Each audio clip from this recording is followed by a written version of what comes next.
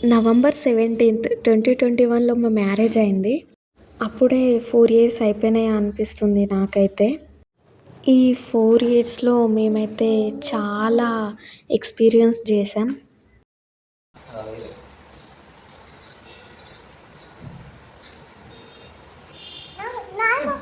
మొక్కుతా ఎయ్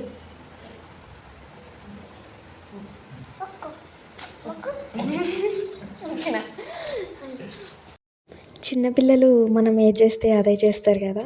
మా కిబు కూడా అంతే. ఇంట్లో మేము ఏది చేసినా అదే చేస్తానంటాడు. ఇక్కడ నేను మా హస్బెండ్ దగ్గర బ్లెస్సింగ్ తీసుకుంటే, వాని దగ్గర కూడా నా దగ్గర తీసుకో మమ్మీ అంటుండు.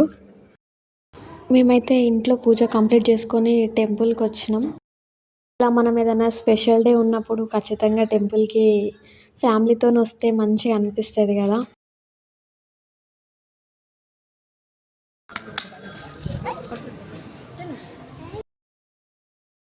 నాకైతే ఇలాంటి హస్బెండ్ దొరకడం ఒక అదృష్టంగానే ఫీల్ అవుతా.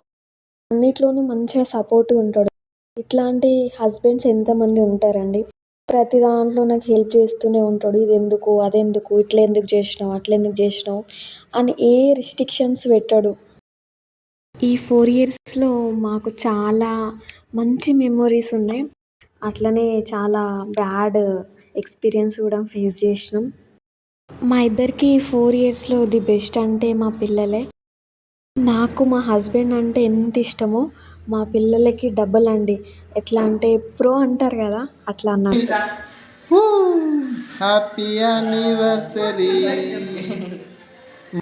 డైసీ డైసీ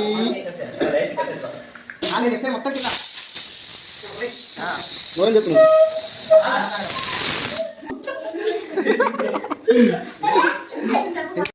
మనం ఎవరి మీదైతే ఎక్కువ ఇష్టపడతామో వాళ్ళ మీద ఎక్కువ అలుగుతాం, ఎక్కువ కోపడతాం కదా!